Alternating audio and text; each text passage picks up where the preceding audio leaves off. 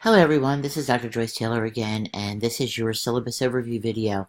So I will review all the content in the syllabus, and this will help you better understand the actual course itself. In the overview page, I went over to syllabus in your left-hand navigation bar, clicked on it, and this is the page that opens. I would like for you to open the syllabus, which is right here. I will open that in a short while. Also, there are links to the syllabus verification quiz, which is mandatory, academic integrity policy, and the academic integrity quiz. Why mandatory? Because these are essential documents. This is actually a contractual agreement between you and me that you understand the policies, procedures, what's expected of you, what's expected from me, and that you will adhere to the academic integrity policies of the university. Moving forward, there are some really good resources for APA and academic writing, especially at the master's level. You want to be sure that you have a scholarly knowledge on academic writing and using the APA 6th edition formatting process.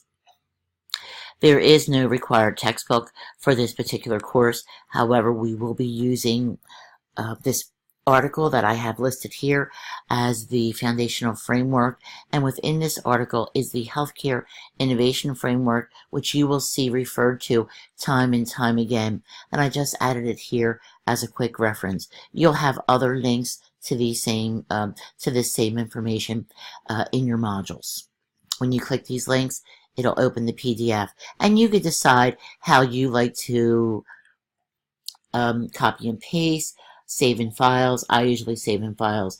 A foundational article like this, I also print out because I find myself highlighting important concepts and tenets that I believe we will be using throughout the course. So whatever works best for you is absolutely fine. But please know that we will be using this particular foundational article and framework throughout the entire course. This is the course syllabus. Before I open that, I want to move down to the video, which will be right here after I got done recording it. Academic integrity policy. When you open up this when you double click this actually opens up to the entire policy. So if you really never have read this, give yourself this is a great opportunity for you to say, gee, what is inside an academic policy? So this is a good practice. So let's get back to the link. And also, here are the APA academic writing resources, and I had written them out right here, and there is a link to a quick citation guide that I believe you will find very helpful. So now let's go digging right into the syllabus. Maybe. It's taking it. Here it is. Okay. So when you double click, it should open right up to the PDF. In this particular syllabus, we're going to examine the development and implementation of newly emerging information and mobile health technologies that are reshaping all aspects of healthcare. You're going to work on concepts of creativity, innovation, communication, and any changes. These will all be addressed. You'll be looking at cutting-edge innovations, and actually you'll be developing an idea for an innovation that would be one of the deliverables for this particular course. Here's my contact information. Now, I do include my mobile number. My preferred method of contact is email. I have included an Ask Your Instructor blog in the discussion board, which I will go over in a short while. I would ask that you use the Ask Your Instructor blog for anything that is course related, that is not of a personal nature, because chances are questions that you have would probably best serve the rest of the class, and it would save us both time from navigating back and forth into different areas. But if it is an emergent situation and it is a personal matter, please feel free to reach out. I also conduct virtual hours, and we can always decide on what would work best for us. These are the objectives at the completion of this course. You will be able to analyze key components of healthcare innovation process, including relevant research. This is evidence-based practice. Evaluate the role of technology in improving healthcare cost, access, and quality. You'll see these three terms right in the healthcare framework. Explain the role of health information technology in evidence-based practice and clinical decision-making. Evaluate the ethical, legal, and social issues of the application of technology and innovation in the healthcare field. Apply concepts of innovation to solve challenges within healthcare practices. Now, you'll notice when you look at the weekly modules, all these topics address these objectives. So you can be very clear on what your outcomes will be. I shared with you about the textbook. There is no required textbook. This is the article as I had mentioned, and we'll be using the framework, and there are additional resource materials that will be provided in each weekly module. Okay, I moved down. The technology requirements are pretty self-explanatory. I'm sure you read these and know your syllabus, but take time to peruse over. Now, are you evaluated? How do I measure student learning outcomes? Well, this is our guide. There will be the syllabus quiz and academic integrity quiz, which gets a complete or incomplete. However, you must complete those quizzes in order to get your final grade. The weekly discussion postings, 35% of your grade. This is huge because the weekly discussion board is the main tool that I use for interactive teaching and learning for both you and me. And even the final project will be posted there. So you'll see as you go through the discussion boards why there is such a heavy weight for those postings. The reflection paper. The reflection paper actually focuses on all the information that you learned in modules 1 through 4. So it will be due in week 5, focusing on the material that you covered in weeks 1 through 4. The recorded video response participation project. This will be your personal reflection of what you gleaned from pre-recorded teaching sessions that I have included in weeks 1 and 4, and you will just watch the videos. They were videos that I recorded, but they're really important. It has really important information for you about the course moving forward, especially the first one, which I actually review what the course is all about, and the final project, which is the elevator pitch for your creative, innovative idea and the video that you will be developing. And then, of course, your final project. So this will give you an overview of how you will be evaluated throughout the course. And this is your course point spread. There are general guidelines that are to be adhered to and followed throughout the course. The main guideline is most assignments are due by 11:59 on the day indicated. And for you, your discussion boards, the initial post is Thursday.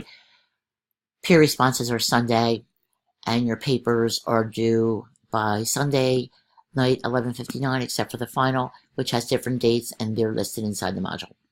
It is my expectation that you will conduct yourself professionally in the course and adhere by the pillars of netiquette.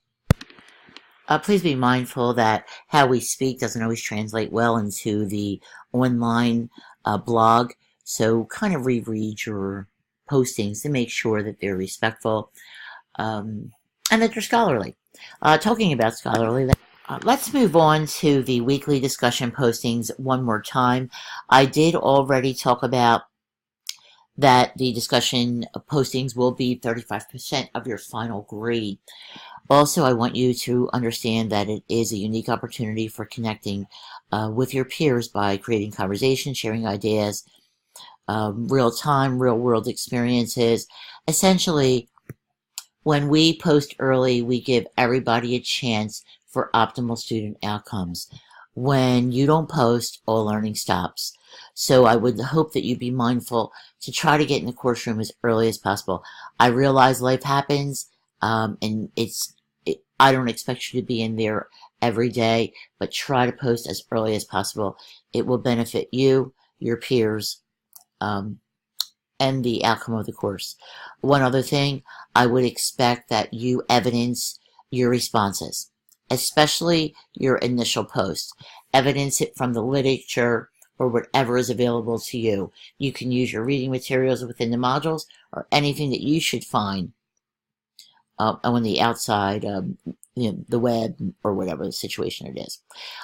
Just remember to always cite the source, be respectful to the people who spend a lot of time and energy researching the materials that you use. I talked a little bit about your reflection paper, and here is a little more detail of what that will be, of what is expected in that paper, and that information is also located in your modules. That will be your one formal essay paper. The recorded video sessions are pre-recorded teaching sessions that I would be asking you to share what you learned from the session. The first one especially is super important because it discusses all things course related. The elevator pitch. You might say, what the heck is an elevator pitch? The elevator pitch is what you will be developing for your final video presentation. And of course, your final innovation project. When you say, what is my final project? Oh dear, I'm making this video. I'm not an innovator. You will be an innovator. Trust me. Don't move ahead too quick in this course.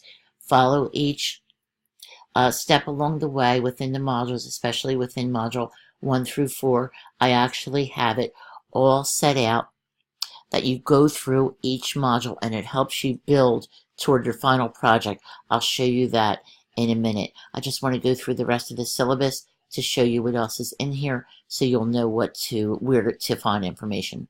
There's, of course, always our policies, attendance policies, late assignments. There is a penalty, 5% reduction in grade per day when you're late, so please try to submit as soon as possible. Academic dishonesty and plagiarism is covered in the academic integrity. Please be sure to properly cite your work. That's covered in academic formal writing. Special accommodation, should you have some, it is written here. Revisions and the course outline. You will see this right here. And this is the topic and course outline. You can download this for your own use. I put little check boxes. If you're like me, you like to check boxes along the way, or I highlight things. But if you look at this, this kind of gives you a quick visual of what is expected as far as discussion postings, the assignments that are due, so forth and so on. And here is a quick review of the dates. Now, please be mindful that in this particular content outline, Thanksgiving week, we're on break. And that's a nice thing, because between 5 and 6, weeks 5 and 6, you'll be developing your video sentence outline. As you see right here, your video outline will be due, and this way you'll have this extra week to get that together. And here is week 7, which is an abbreviated week. So I'm going to roll right back into the course real quick and show you a few things in the weekly module. Here I am in week 1. Now, I mentioned your final project.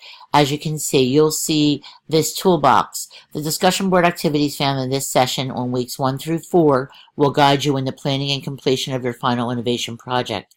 On each of these weeks, you'll review selected related materials and complete a sub-task. So by week 7, all that will be left for you to do is to put it all together. The reason why I'm showing you that is I ask that you do not work ahead.